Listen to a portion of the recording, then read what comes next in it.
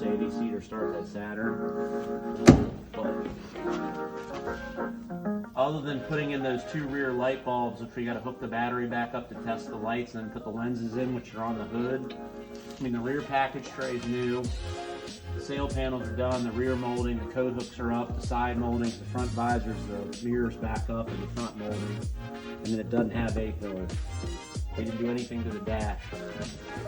Back seats in brand new, rear quarters are in brand new. Ashtrays have been changed, quarters, the 2 window cranks, which I didn't test, but that one's working. That one's working, okay.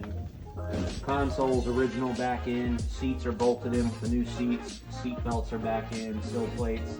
You redid the vinyl, the carpet and vinyl and the kick panels. I just put in the high beam ring.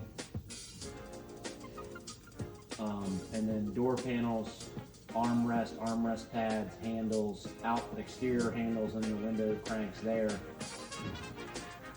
I don't think there's anything missing to you, other than just to clean the car up tomorrow, blow it out, put those bulbs in, put the lenses on. I don't see there's anything else that I'm forgetting or missing. Nope.